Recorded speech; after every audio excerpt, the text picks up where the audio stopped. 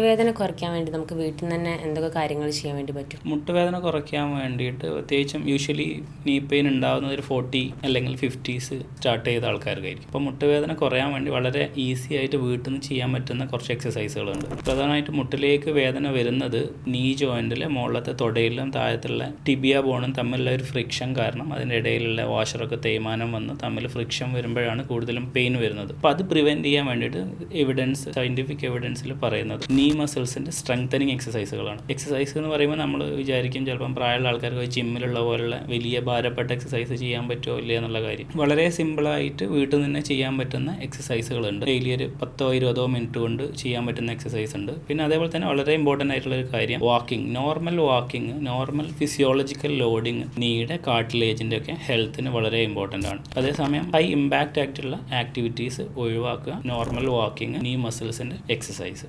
നമുക്ക് കാലിനൊക്കെ പെട്ടെന്ന് മസിൽ കയറുന്ന സമയത്ത് നമ്മൾ എന്താ ചെയ്യേണ്ടത്? മസിൽ കയറുന്ന സമയത്ത് എന്തെങ്കിലും ആക്ടിവിറ്റി ചെയ്തുകൊണ്ടിരിക്കുന്ന സമയത്താണെങ്കിൽ പെട്ടെന്ന് ആക്ടിവിറ്റി സ്റ്റോപ്പ് ചെയ്യുക എന്നുള്ളതാണ് ഫസ്റ്റായിട്ട് ചെയ്യേണ്ടത്. രണ്ടാമത് ഗ്രാജ്വലി മസിൽ സ്ട്രെച്ച് ചെയ്യുക. പ്രത്യേകിച്ച് ഒരു കാഫ് മസിലൊക്കെയാണ് കൂടുതലായിട്ട് ക്രാംസ് വരുന്നത്. ആ സമയത്ത് ഗ്രാജ്വലി നമ്മുടെ ആംഗിൾ അല്ലെങ്കിൽ ടോസും എല്ലാം പൊക്കി പിടിക്കുമ്പോൾ ഈ ഒരു കാഫ് മസിൽസ് പയ്യെ സ്ട്രെച്ച് ആവും. അതുപോലെ തന്നെ തുടയുടെ മസിലാണെന്നുണ്ടെങ്കിൽ അതും ഗ്രാജ്വലി സ്ട്രെച്ച് ചെയ്യുക എന്നുള്ളതാണ് ചെയ്യാനുള്ളത്. പെയിൻ ഉണ്ട് എന്നുണ്ടെങ്കിൽ, സിവിയർ പെയിൻ ഉണ്ട് എന്നുണ്ടെങ്കിൽ നമുക്ക് ഐസ് പാക്ക് അപ്ലൈ ചെയ്ത് കൊടുക്കാം. പിന്നെ ചില പ്ലേയേഴ്സൊക്കെ കൂടുതലും മസിൽ ക്രാംസ് കാണുന്നത് ഡീഹൈഡ്രേഷൻ സംഭവിക്കുമ്പോഴാണ്. ഡീഹൈഡ്രേഷൻ എന്ന് പറയുമ്പോൾ ശരീരത്തിൽ വെള്ളത്തിൻ്റെ അംശം കുറയുമ്പോൾ ആണ് കൂടുതലായിട്ട് പ്ലേയേഴ്സിലൊക്കെ മസിൽ ക്രാംസ് കാണുന്നത്. അത്ലീറ്റിനെ ഹൈഡ്രേറ്റ് ചെയ്യാം. അതേപോലെ തന്നെ സോഡിയം പൊട്ടാസ്യം ന്യൂട്രൻ റിച്ച് ആയിട്ടുള്ള ഓറൽ റീഹൈഡ്രേഷൻ സൊല്യൂഷൻ പോലെയുള്ള ഫ്ലൂയിഡ് ഉപയോഗിക്കുക എന്നുള്ളതാണ് ആ ഒരു സമയത്ത് ചെയ്യാനുള്ളത്. കണ്ടിന്യൂസ് ആയിട്ട് ഈ മസിൽ ക്രാംസ് വരുന്നുണ്ട് എന്നുണ്ടെങ്കിൽ എന്തെങ്കിലും പത്തോളജി ഉണ്ടോ എന്നുള്ളത് ഇവാലുവേറ്റ് ചെയ്ത് നോക്കേണ്ടി വരും. സാർ, നമ്മൾ ഈ കഴുത്തിൻ്റെ എല്ല് ഇങ്ങനെ പൊട്ടിക്കുന്ന സമയത്ത് അതെന്തെങ്കിലും കുഴപ്പമുണ്ടോ? നമ്മുടെ